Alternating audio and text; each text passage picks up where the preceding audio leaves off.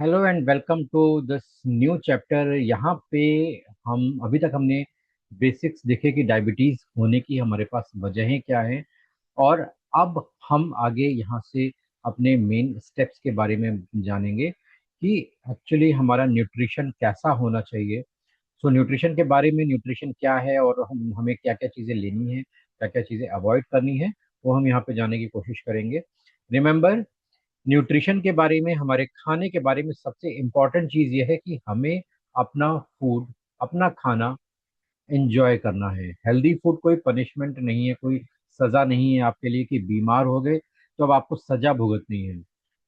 आप सज़ा नहीं भुगते। आपको कोशिश ये करनी चाहिए कि आपको हेल्दी फूड को एंजॉय करना है। और आप एंजॉय तभी कर पाएंगे जब उसको सही रूप से समझेंगे। आज के टाइम पे सोसाइटी में बहुत सारे ऐसे गलत फहमियाँ क्रिएट कर दी गई हैं, फिटनेस एक्सपर्ट्स के थ्रू, डॉक्टर्स के थ्रू, मेडिकल इंडस्ट्री के थ्रू, कि अगर आपको बीमारी हो गई तो आपको तो ये चीज़ अवॉइड करनी है, ये चीज़ नहीं खानी है। तो आपको उन जालों में नहीं फंसना है। सबसे पहले आपको समझना है कि what actually your nutrition is doing, nutrition आपके लिए क्या करता है। तो न्यूट्रिशन में सबसे पहले आपको देखना है कि आपको बेस्वाद खाना खाने की, टेस्टलेस खाना खाने की जरूरत नहीं है। आपको भूखे रहने की जरूरत नहीं है। आपको सफिशिएंट खाना है जिससे आपका पेट भरे। देन आपको डाइट का जो पैराडाइम है इसको कंप्लीटली हटा देना है। डाइट जैसा कोई पैराडाइम एग्जिस्ट नहीं करता। ये सिर्फ और सिर्फ आपके जेब से पैसा खींचने की, आपको कंफ्यूज रखने की, आपको कंफ्यूज स्टेट में रखने की एक टेक्निक है। Diet is nothing. डाइट जैसा कोई पैराडाइम नहीं है। फिर आपको ध्यान रखना है कि आप परचेज करें हमेशा वो खाना जो आपके लिए सही हो। जब आप सही खाना परचेज करेंगे तो आप सही खाना खाएंगे। जब आप गलत चीजें परचेज करके घर में लाएंगे, घर में रखेंगे, तो आपकी आंखों के सामने दिखेंगी, तो वो आप खाएंगे ही खाएंगे। सो आपको ध्यान रखना है कि आप घर में अपनी नजरों के सामने, अपनी आंखों के सामने वो चीजें रखें जो आप सच में खाना चाहते हैं। So try to shop only the food that is right for you and that is natural food. और कोशिश करें कि कुकिंग को अपनी एसेंशियल हैबिट बनाएं। जब आपका खाना, आपकी कुकिंग दूसरों पे डिपेंडेंट हो जाती है तो आपका इंग्रेडिएंट पे कंट्रोल नहीं होता, क्वालिटी पे कंट्रोल नहीं होता। इन और आप इस अगर इन सारी चीज़ों पे कंट्रोल नहीं होता तो आप अपने न्यूट्रिशन पे कंट्रोल नहीं कर सकते। सो अगर आप खुद से कुक करते हैं तो आपकी चॉइसेस हमेशा दूसरों से बेहतर होंगी। आपकी अपने लिए चॉइसेस दूसरों से बेहतर होंगी। सो ये ध्यान रखना है कि आप अपना खाना खुद बनाएं। अब इसमें जो हमारे पास जो डिफरेंट टाइप के फूड्स आते हैं उसमें सबसे जो पहला हमारा जो टाइप है उसको हम बोलते हैं फैट। हमारे बहुत न्यूट्रिएंट्स टाइप होते हैं उसमें। सबसे पहले जो हमारे पास मैक्रो न्यूट्रिएंट होते हैं और माइक्रो न्यूट्रिएंट होते हैं। तो मैक्रो न्यूट्रिएंट में आता है हमारे पास fat, protein and carbs. And micronutrients में आते हैं हमारे पास विटामिन एंड मिनरल्स। तो हम वन बाय वन इनको समझने की कोशिश करेंगे कि एक्चुअली ये जो फैट है, प्रोटीन है, कार्ब्स है, ये क्या है और हमें इसकी जरूरत क्यों पड़ती है। अब जब हम फैट की बात करते हैं तो आप देख सकते हैं बहुत सारे लोग फैट के बारे में बोलते हैं कि फैट इज बैड। और ये क्राइटेरिया, फैट बैड होने का क्राइटेरिया कहीं से रैंडम नहीं आया। ये यूएस एफडीए ने 1984 में एंटी फैट क्रेज को इंक्रीज किया था।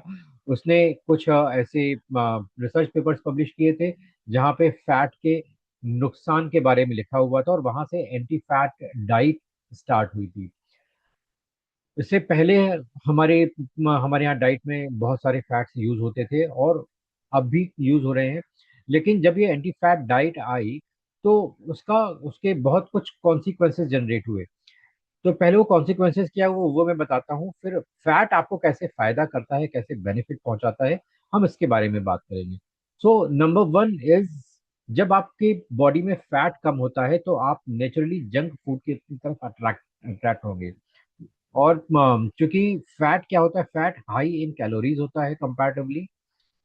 तो इसलिए हमेशा ये कहा जाता है कि फैट का आपको हमेशा थोड़ा अमाउंट लेना चाहिए, लेकिन जब आप राइट फैट की तरफ नहीं जाएंगे तो आप जंक फैट की तरफ डेफिनेटली अट्रैक्ट होंगे। और इसीलिए क्या हुआ कि जब लोगों ने फैट लेना बंद किया तो फैट की वजह से, फैट लेना बंद करने की वजह से ज्यादा से ज्यादा लोग जंक फूड की तरफ अट्रैक्ट होने लगे, जंक फूड ने अपना मार्केट क्रिएट कर लिया।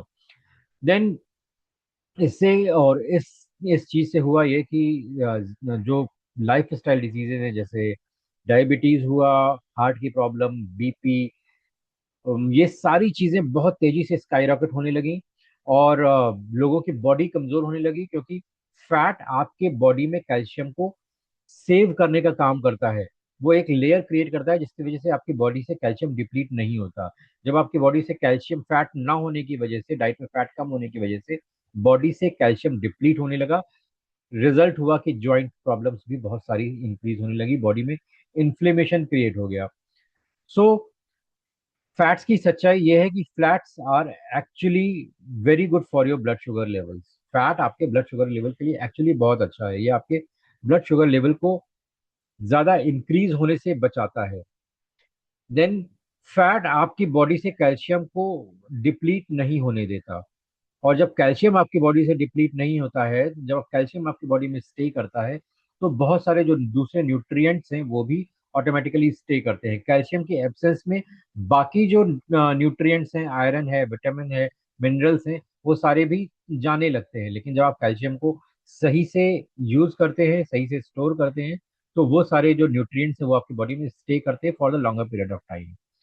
तो जो सबसे बेस्ट फैट्स होते हैं वो आपके नेचुरल फैट्स हैं, जो आपको जो नेचर से मिलते हैं, जैसे आपको एवोकाडो से, या आपको जो आलमंड से, कैश्यू से, वॉलनट से, ये जो फैट मिलते हैं, that are the best fat. Apart from that आप you can take the coconut oil, olive oil, ghee and butter super food है।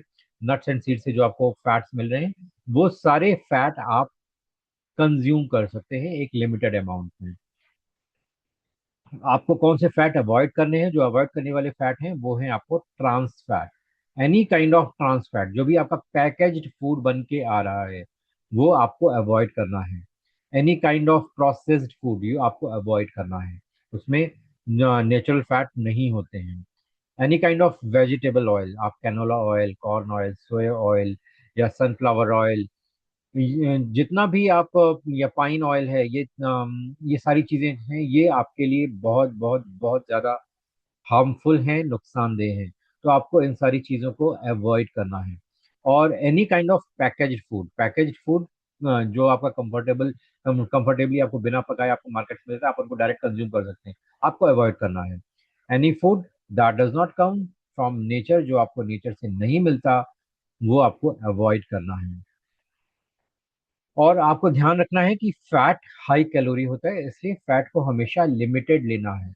जैसे घी है, घी को आप दिन में 1 से 2 चम्मच ले सकते हैं। इससे ज्यादा लेंगे तो आपकी जो कैलोरी वैल्यूज है वो एकदम से इंक्रीज होंगी, अगेन वो आपको बैकफायर करेगा। तो फैट आपको लेना है, लेकिन लिमिट में लेना है।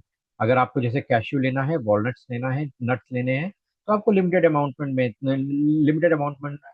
में जैसे आप एक handful of nuts and seeds ले सकते हैं, तो उतना ही लेना है, बहुत ज्यादा नहीं लेना है। तो उसमें आपके हो सकते हैं दो चार काजू, दो चार आलमंड है, दो चार वॉलनट है, ऐसे ही पीनट्स है। आपको लिमिटेड अमाउंट में लेना है। और आपको एक टाइम तय करें कि आपको उस टाइम पे लेना है, उससे आपकी बॉडी रेडी होगी सही तरह के हॉर्मोन्स को रिलीज करने के लिए। और आपको पोर्शन साइज हमेशा वॉच करना है। फैट, मैंने पहले भी बताया कि फैट कैलोरी में ज्यादा होते हैं, ज्यादा कैलोरीज होती हैं, तो इसलिए आपको उसका पोर्शन साइज हमेशा कंट्रोल करके रखना है।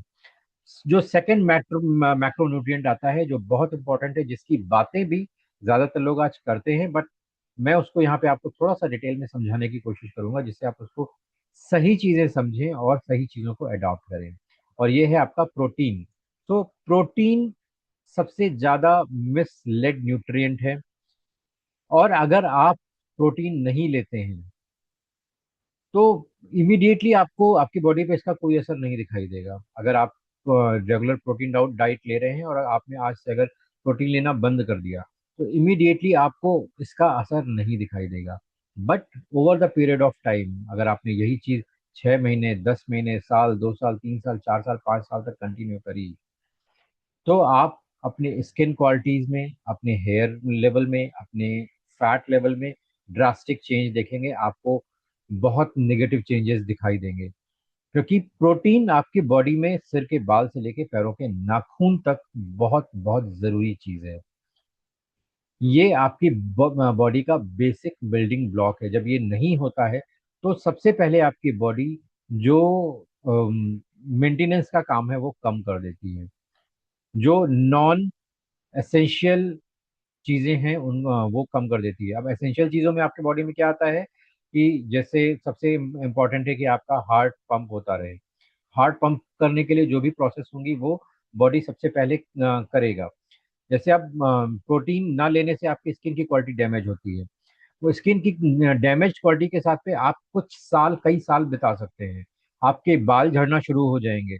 झड़ते हुए बालों के साथ भी आप कई साल बिता सकते हैं, लेकिन अगर आपका हार्ट डैमेज हो गया तो आप कुछ सेकंड भी नहीं बिता सकते। तो बॉडी हमेशा प्रायोरिटाइज करती है, अपने आप को बचाने की कोशिश करती है। इसलिए प्रोटीन आपको लेना चाहिए, क्योंकि ये आपको आपकी क्वालिटी लाइफ में मदद करेगा। अगर आप कम प्रोटीन लेते हैं तो सबसे पहले आपका मसल लॉस स्टार्ट होगा, आपकी स्ट्रेंथ कम होना स्टार्ट हो जाएगी। आपकी जो वुंड की हीलिंग है, जो आपके घाव हैं, वो धीरे धीरे भरेंगे, जिसकी वजह से आपकी जो हीलिंग है वो कॉम्प्रोमाइज हो जाएगी। आपका धीरे धीरे इम्यून सिस्टम खराब होने लगेगा, आप जल्दी जल्दी बीमार पड़ने लगेंगे। आपके जो किडनी फंक्शन है वो भी प्रॉब्लम में आ जाएंगे। धीरे धीरे किडनी फंक्शन खराब होने लगेंगे, और आपके नर्व्स और आईज भी धीरे धीरे डैमेज होना स्टार्ट हो जाएंगे। तो आप देख सकते हैं ये जितने भी काम हैं ये कई सालों तक, over the period of time, जब आप प्रोटीन को इग्नोर करते हैं तब ये सारी चीजें होती हैं। तो आपको ध्यान रखना है कि अगर आप प्रोटीन लेते हैं तो आपको चीजें आपको बेहतर मिलेंगी। जब आप प्रोटीन लेना स्टार्ट करते हैं इमीडिएटली आप देखते हैं कि आपकी स्किन की क्वालिटी बेटर बेहतर हो जाती है। आपके बाल बेहतर होने लगते हैं, आप ज्यादा एक्टिव फील करने लगते हैं, आप बीमार कम पड़ते हैं। तो ये सारी चीजें बहुत जरूरी है। अब प्रोटीन अपने आप में मोस्ट कंफ्यूजिंग तो है ही, मोस्ट मिसलेड है, इसके साथ में बहुत बहुत ट्रिकी भी है। तो ये ट्रिकी कैसे है? क्योंकि प्रोटीन अलग अलग कंडीशंस में, अलग अलग एनवायरनमेंट में अलग अलग तरीकों से बिहेव करता है। तो आपको अपनी बॉडी पे टेस्ट करके देखना है कि आपकी बॉडी में किस तरह के प्रोटीन वर्क करते हैं। जैसे वे प्रोटीन है, वो दूध से बनता है। इसके अलावा प्लांट प्रोटीन है, तो जिन जिन लोगों को मिल्क एंड मिल्क प्रोडक्ट से एलर्जी होती है उनको वे प्रोटीन सूट नहीं करने वाला, तो उनको प्लांट प्रोटीन पे जाना होगा। तो प्लांट्स में भी बहुत सारा प्रोटीन मिल जाएगा। प्लांट प्रोटीन के ऑप्शंस आपको मिल जाएंगे। आपको रेगुलर खाने में के जो ऑप्शंस हैं उनमें से भी प्रोटीन मिल जाएगा आपको। कभी कभी अगर आपकी कंडीशन सही नहीं है तो ये आपके बॉडी में इन्फ्लेमेशन को इंक्रीज कर सकता है। अगर आपका डाइजेशन स्लो है, बहुत खराब डाइजेशन है, अच्छा नहीं है, और काफी टाइम से ये है, तो अगर आप प्रोटीन, ज्यादा प्रोटीन स्टार्ट करते हैं एक साथ, तो आपकी बॉडी में आपको लूज मोशंस लग सकते हैं, आपकी बॉडी में इन्फ्लेमेशन और ज्यादा जनरेट हो सकता है। So always before starting protein, protein start करने से पहले अपनी बॉडी का रिएक्शन वॉच करें कि आपकी बॉडी उसको कैसे रिएक्ट कर रही है। अब इसके बाद बहुत सारे लोग कहते हैं कि आपको प्रोटीन के लिए मीट खाना ही खाना है। ऐसा बहुत जरूरी नहीं है, इट इज कम्प्लीटली ऑप्शनल। बहुत सारे वेज सोर्सेज प्रीमियमली अवेलेबल हैं आज के टाइम पे। सो आप उसके अकॉर्डिंग कर सकते हैं। अगर आप सूप के फॉर्म में इसको लेते हैं, प्रोटीन्स को लेते हैं, तो ये सबसे ज़्यादा बेहतर काम करते हैं। अगर लिक्विड फॉर्म में लेते हैं सबसे ज़्यादा बेहतर काम करते हैं, क्योंकि वो आपकी बॉडी में बहुत तेजी से एब्जॉर्ब होते हैं। और अब प्रोटीन ज्यादा क्यों जरूरी है? प्रोटीन जरूरी है आपकी ग्रोथ एंड रिपेयर के लिए। मैंने पहले भी बताया कि अगर आप प्रोटीन लंबे समय तक नहीं लेते तो सबसे पहले आपकी बॉडी रिपेयर का काम, मेंटेनेंस का काम बंद कर देती है। आपकी स्किन डल होने लगेगी, आपके बाल झड़ने लगेंगे, आपके बाल सफेद होने लगेंगे, आपकी आंखें कम काम करेंगी।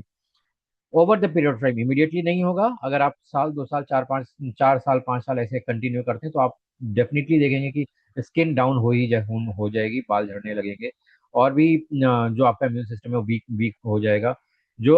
आपको थकान ज्यादा रहने लगेगी, आपकी मसल्स, चूंकि मसल्स लॉस होना शुरू हो जाएगी। देन आपकी जो वुंड की हीलिंग है वो बहुत स्लो हो जाएगी। आपका डाइजेशन भी खराब होने लगेगा, एनर्जी, क्योंकि बॉडी में एनर्जी प्रोडक्शन नहीं होगा प्रोटीन ना होने की वजह से। आप स्किन के लिए इंपॉर्टेंट है, तो ये सारी चीजें प्रोटीन ना लेने की वजह से आपकी बॉडी में क्रिएट होंगी। तो इसलिए प्रोटीन इन सारी चीजों के लिए बहुत बहुत इंपॉर्टेंट है, बॉडी के हर पार्ट के लिए, सर से लेके और पैर तक प्रोटीन इंपॉर्टेंट है। जब आप इनफ प्रोटीन नहीं लेते, मैंने बताया कि आपका मेटाबॉलिज्म स्लो हो जाएगा, फैट बर्निंग कम हो जाएगी, अनहेल्दी वेट आपका गेन होना स्टार्ट हो जाएगा, आपकी जो बोन डेंसिटी है वो वीकर होने लगेगी, क्योंकि प्रोटीन ना लेने के केस में आपकी बॉडी से कैल्शियम डिप्लीट होता है। प्रोटीन और फैट का बहुत अच्छा कॉम्बिनेशन है आपस में। जब प्रोटीन और फैट बॉडी को इनफ अमाउंट में मिलते हैं तो आपकी जो बोन डेंसिटी है वो बनी रहती है, इवन वो और ज्यादा स्ट्रांग होती है। लेकिन अगर आपकी बॉडी में फैट भी कम है या प्रोटीन कम है तो आपकी जो बोन डेंसिटी है, क्योंकि उस टाइम पे कैल्शियम आपका बॉडी से डिप्लीट होता है, तो जो बॉडी को रिक्वायर्ड कैल्शियम है वो आपके बोन से लेना स्टार्ट करता है, और इसलिए बोन्स वीक हो जाती हैं। आपकी जो मसल है, मसल भी ठीक से काम नहीं करती, क्योंकि मसल लूज होना शुरू हो जाती है। तो यहाँ पे मैंने कुछ लिस्ट दी है आपको, जो प्रोटीन रिच फूड है, जो कि वेज के ऑप्शंस हैं।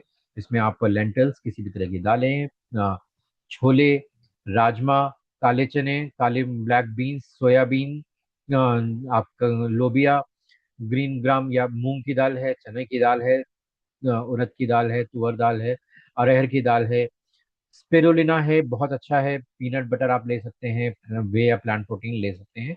ये सफिशिएंटली अवेलेबल है, आप इनको स्केड्यूल बना के ले सकते हैं, तो आपको यहाँ पे फायदा करेगा। आपको इंश्योर करना है कि आपको अपने हर मील में 20 से 25 ग्राम प्रोटीन लेना है। बहुत लोग कोशिश ये करते हैं कि वो एक बार में ही 40-50 ग्राम प्रोटीन ले लेते हैं, ऐसा आपको बिल्कुल अवॉइड करना है, क्योंकि आपकी बॉडी प्रोटीन को स्टोर करके नहीं रख सकती। जो एक्सेस प्रोटीन है बॉडी आपकी वो फ्लश आउट कर देगी। तो आपको कोशिश ये करनी है कि एक बार में 20 से 30 ग्राम प्रोटीन ही लेना है, इससे ज्यादा नहीं लेना है, और हर मील में आपको कंसिस्टेंटली लेना है, जिससे पूरे दिन आपकी बॉडी में प्रोटीन की सप्लाई बनी रहेगी। अगर आपने सुबह आप बहुत लोग क्या करते हैं कि उन्होंने 40-50 ग्राम प्रोटीन एक बार सुबह ले लिया, उसके बाद थोड़ा थोड़ा प्रोटीन ले रहे हैं। तो जो 40-50 ग्राम प्रोटीन लिया, आपको लग रहा है कि आपने 40-50 ग्राम प्रोटीन ले लिया, तो वो बॉडी में आपका 25 से 30 ग्राम ही अब्जॉर्व होगा, 20 ग्राम वेस्ट जाएगा। सो कोशिश ये करनी है कि आपको हर मील में 25 से 30 ग्राम प्रोटीन, 20 से 25 ग्राम प्रोटीन लेना ही लेना है। जो डेयरी बेस्ड प्रोडक्ट है वेज में, वो आप जैसे पनीर ले सकते हैं, ग्रीक योगर्ट है, कर्ड है, ये ले सकते हैं। या सीरियल्स में जो आप किनोआ है, ओट्स, ब्राउन राइस, जो व्हीट फ्लोर है, होल व्हीट का फ्लोर, या अमारान, ये सारी चीजें आप ले सकते हैं अपनी रेगुलर डाइट में। हर दिन बदल बदल के चीजें खाएं, आपको बेहतर क्वालिटी के प्रोटीन यहाँ पे मिल जाएंगे। और इसके अलावा जो आपको सोया बेस्ड प्रोडक्ट है, जैसे टोफू है, सोया मिल्क है, या सोयाबीन्स हैं, आलमंड है, पीनट है, cashews, walnut, nut and seeds में, ये आपको, ये सारी चीजें आप कंज्यूम कर सकते हैं रेगुलर बेसिस पे, जिससे आपको फैट भी मिलेगा और प्रोटीन भी सफिशिएंट मात्रा में मिलेगा। अलग अलग टाइप के प्रोटीन आपकी बॉडी को मिलते रहेंगे। नॉन वेज सोर्सेज में आप ग्रास फेड चिकन कंज्यूम कर सकते हैं, और इसके अलावा अगर wild caught fish, again mind, wild caught fish आपको लेनी है। अगर आप एग्स के शौकीन हैं तो आप फ्री रेंज एग्स को लें। अगर आप ये सारी चीजें लेते हैं तो आपकी बॉडी को सफिशिएंट अमाउंट में प्रोटीन मिलेगा। रिमेम्बर, अगर आपकी सेडेंट्री लाइफ स्टाइल है, कितनी यहाँ पे जैसे मैंने फैट में बताया था कि पोर्शन साइज बहुत जरूरी है, इसी तरह से प्रोटीन में भी पोर्शन साइज जरूरी है। फैट सबसे ज्यादा कैलोरीफिक वैल्यू वाला होता है, उससे कम प्रोटीन कैलोरी कैलोरी की वैल्यूज होती हैं इसमें। तो अगर आपकी सेडेंट्री लाइफ स्टाइल है तो आपको per KG of weight 0.8 to 1 gram protein लेना है। अगर आपकी लाइफ स्टाइल एक्टिव है तो पर केजी आपको 1.2 टू 1.5 ग्राम प्रोटीन लेना है। तो फॉर एग्जाम्पल, अगर आपका 60 केजी वेट है तो आपको 90 ग्राम तक प्रोटीन लेना है। और आप अगर आप को इंजरी हुई है या आप सिकनेस के लेवल पे हैं तो आपको ज्यादा प्रोटीन की जरूरत है, क्योंकि वो आपकी जो इंजरी है उसको बेहतर तरीके से हील करने का काम करेगी। देन अगर आपको कुछ भी अनइजीनेस फील होता है, अगर आपको किडनी की प्रॉब्लम है, आपको लिवर की प्रॉब्लम है, या कोई मेटाबॉलिक डिसऑर्डर है, तो आपको अपने डॉक्टर को कंसल्ट करना चाहिए। तभी तभी आपने कंसल्ट विद एक्सपर्ट फर्स्ट। यहाँ पे एक बात मैं बता दूं कि हेल्दी लोगों में प्रोटीन का कोई निगेटिव इफेक्ट होता है ऐसा कोई प्रूफ नहीं मिला है। देयर इज नो प्रूफ कि हेल्दी लोगों में प्रोटीन का कोई भी निगेटिव इफेक्ट होता हो। तो इसलिए आप ये बात बहुत ध्यान में रखिए कि अगर आप प्रोटीन ले रहे हैं और आपको किडनी की कोई प्रॉब्लम नहीं, तो ये आपकी किडनी पे खराब असर नहीं डालेगी। अगर आपको ऑलरेडी किडनी की प्रॉब्लम है तो ये आपको थोड़ी प्रॉब्लम कर सकती है। यहाँ पे आपको थोड़ा सा ध्यान रखना होगा। मैं ये नहीं कहता हूँ कि वीक किडनी वालों को प्रोटीन नहीं लेना चाहिए। You have to watch your portion. आपको हर स्टेप पे टेस्ट करना है कि कितना जो प्रोटीन है वो आपकी किडनी एब्जॉर्ब कर पा रही हो, कितना नहीं कर पा रही, क्या प्रेशर पड़ रहा है, तो उस हिसाब से आपको उसका साइज देखना होगा। तीसरी चीज है कार्बोहाइड्रेट्स, कार्ब्स जिसको हम बोलते हैं। एंड कार्ब्स आज के टाइम पे एक बहुत ज्यादा यूज होने वाला मैक्रोन्यूट्रिएंट है। अब यहाँ पे कार्ब्स आपका इंस्टेंट एनर्जी आपको देता है। तो अगर आपको इंस्टेंट एनर्जी की जरूरत है कहीं भी, तो आप कार्ब्स को वेरी वेल कंज्यूम कर सकते हैं। ये आपकी एनर्जी का मेजर सोर्स है। कार्ब्स की जितनी एनर्जी है ये पूरी की पूरी शुगर में कन्वर्ट होती है। ये आपको ध्यान रखना है। कार्ब्स जो भी आप खा रहे हैं वो पूरा का पूरा बॉडी में पहले जाके शुगर में कन्वर्ट होता है। तो इवन इफ अगर आप शुगर नहीं खा रहे हैं, एक्सप्लिसिटली मीठी चीजें नहीं खा रहे हैं, तो भी कार्ब्स के थ्रू आपकी बॉडी में शुगर जा रही है। तो आपको ये ध्यान रखना है कि यहाँ पे आपको अपने जो बैलेंस है उसको ध्यान में रखना है। जो खासकर हमारी जो इंडियन डाइट है या जो जंक फूड की डाइट है, इसमें कार्ब्स भर भर के होते हैं। इतने ज्यादा कार्ब्स होते हैं कि वो हम उसको अपनी लिमिट से 2 3 4 5 गुना तक ज्यादा कंज्यूम करते हैं। सो आपको ये ध्यान में रखना है कि आपको कार्ब्स का कम कंजम्पशन कितना कितना करना है। अब कार्ब्स दो तरीके के होते हैं, पहला है सिंपल कार्ब्स और दूसरा है कॉम्प्लेक्स कार्ब्स। जो सिंपल कार्ब्स होते हैं उनका जो ग्लाइसेमिक इंडेक्स है वो बहुत ज्यादा होता है। जो कॉम्प्लेक्स कार्ब्स होते हैं उनका ग्लाइसेमिक इंडेक्स कम होता है। अब ग्लाइसेमिक इंडेक्स क्या है कि जो सिंपल कार्ब्स हैं वो जब आप उनको कंज्यूम करते हैं तो वो आपके ब्लड स्ट्रीम में बहुत तेजी से शुगर को इंक्रीज करते हैं। क्योंकि कार्ब्स आपकी बॉडी में सबसे पहले डाइजेस्ट होता है। अगर हम तीनों चीजों में देखें तो सबसे पहले आता है हमारा फैट, फिर प्रोटीन और फिर कार्ब्स। इसमें से अगर आप कार्ब्स को लेते हैं तो कार्ब्स आपकी बॉडी में सबसे जल्दी डाइजेस्ट होने वाला फूड है। तो जब ये जल्दी डाइजेस्ट होगा तो जितनी जल्दी ये डाइजेस्ट होगा उतनी ही जल्दी ये आपके ब्लड स्ट्रीम में शुगर को इन्फ्यूज करने वाला है। और इसी वजह से जब आप नॉर्मल रोटी या चावल खाते हैं तो बहुत तेजी से आपका ब्लड शुगर भी इंक्रीज होता है, इवन आप मीठा ना खाएं तो भी।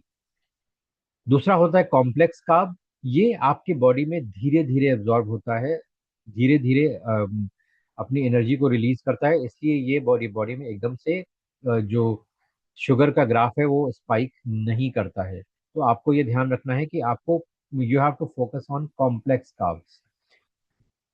ये जो सिंपल कार्ब है ये आपकी जितनी भी डायबिटीज है इसको बहुत तेजी से इंक्रीज करती है। इवन एवरी वेयर जहाँ पे प्रोसेस फूड आपको मिल रहा है वहाँ पे कार्ब्स सफिशिएंट होता है। हमारे जो डेली होम फूड भी हम यहाँ पे घर में कंज्यूम करते हैं तो उसमें भी ज़्यादातर जो पोर्शन है हमारा कार्ब्स का होता है। तो यहाँ पे आपको ध्यान ये रखना है कि आपको हाई कार्ब्स फूड को अवॉइड करना है जब तक आपकी ब्लड शुगर हाई है।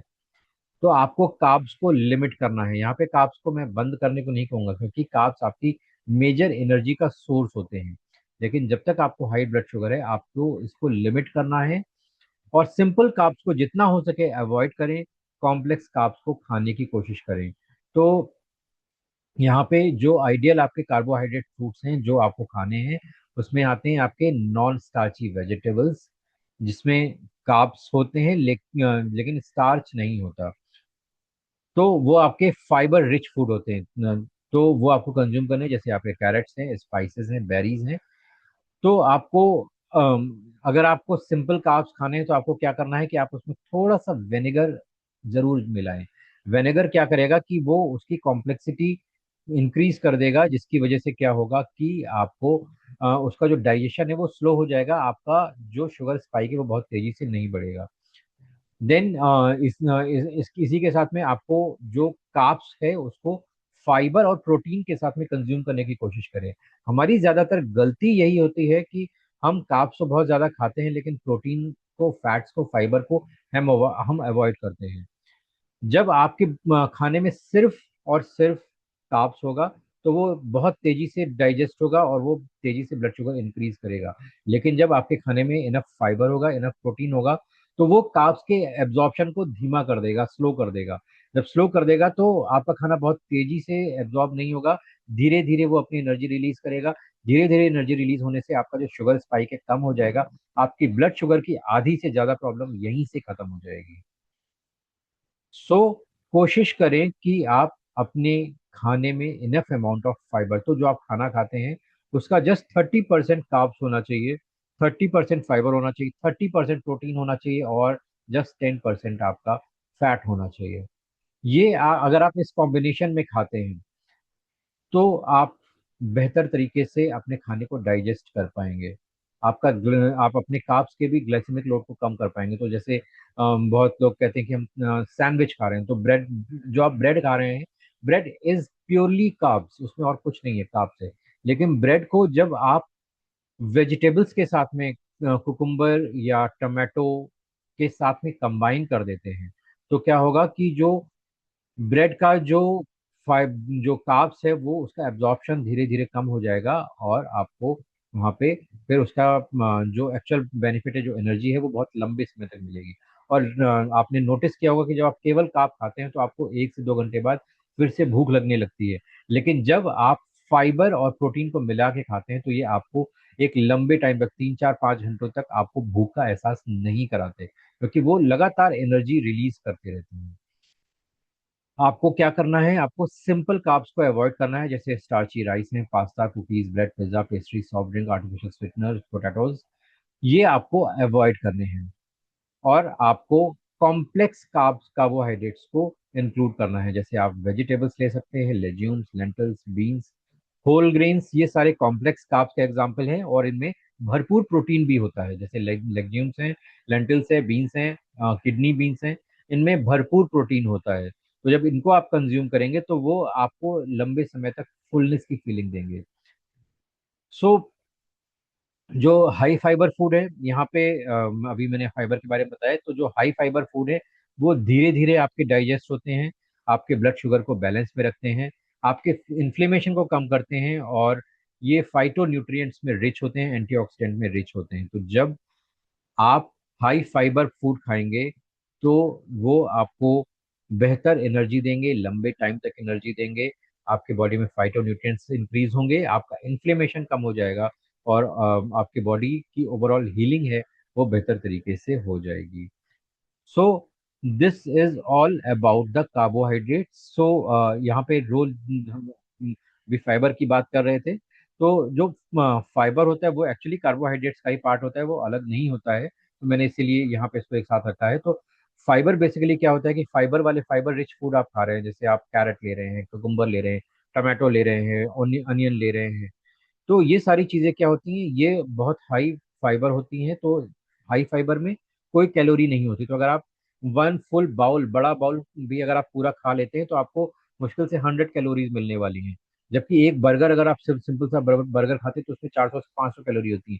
2 बिस्किट्स खाते हैं तो उसमें 100 कैलोरीज होती है। लेकिन अगर आप बड़ा बाउल ग्रीन लीफी वेजिटेबल्स का खा लेते हैं जिसमें फाइबर रिच होते हैं, तो उसमें आपको हार्डली 50 60 कैलोरीज मिलेंगी। ये आपके खाने को बड़ा बड़ा भरा हुआ दिखाता है। तो आपको आपकी प्लेट भरी हुई दिखाई देगी। और इससे क्या होगा कि आपके माइंड को मैसेज जाएगा और आपके जो सटाइटी हॉर्मोन्स हैं वो बहुत आसानी से रिलीज होंगे।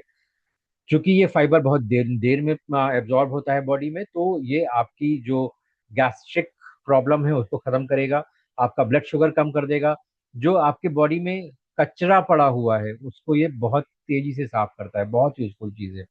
और ये आपके डाइजेशन में हेल्प करता है। आपके फूड, आपकी जो बॉडी में जो गुड बैक्टीरिया है उसका ये खाना है। तो आपको हमेशा ये समझ लेना चाहिए कि अगर आपको ग्रीन लेफी वेजिटेबल्स खाने की क्रेविंग हो रही है तो आपके गुड बैक्टीरिया खाना मांग रहे हैं, आपके बॉडी में गुड बैक्टीरिया ज्यादा है। अगर आपको मीठा खाने की या कार्ब्स वाला खाना खाने की ज्यादा क्रेविंग हो रही है, तो आपको समझ लेना चाहिए कि आपकी बॉडी में बैड बैक्टीरिया ज्यादा हो गए। तो अब यहाँ पे आप किसको बचाना चाहेंगे, किसको फीड करना चाहेंगे? आपका टारगेट होना चाहिए कि आप गुड बैक्टीरिया को फीड करें। गुड बैक्टीरिया बैड बैक्टीरिया को अपने आप खत्म करेंगे। तो ये आपका डाइजेशन भी बेहतर करेगा, और ये आपका जो कोलेस्ट्रॉल है वो भी कम करेगा। तो ये इसके खाने के बहुत सारे फायदे हैं। रिमेम्बर कि जितना, अगर आपको ज्यादा मूवमेंट करना है तो आपको ज्यादा कार्ब्स खाने हैं, अगर कम मूवमेंट करना है तो कम कार्ब्स खाने हैं। और आपको कंबाइन करना है अपने कार्ब्स को फाइबर और प्रोटीन के साथ में। जब आप ये करेंगे तो आप खुद से देखेंगे कि आपका जो ब्लड शुगर है बिना किसी दवा के अपने आप मैनेज होना स्टार्ट हो जाएगा। मैंने बहुत सारे अपने पेशेंट्स पे इसको इम्प्लीमेंट किया है। और इसको इम्प्लीमेंट करने के बाद 3 से 4 दिन के अंदर उनकी जो डोसेज होती हैं वो उनको आधी करनी पड़ती हैं, अदरवाइज उनका ब्लड शुगर डाउन हो जाता है। तो ये चीजें आपको ध्यान में रखनी है, और इसको आपको अपने प्रैक्टिकल में लेके आना है। सो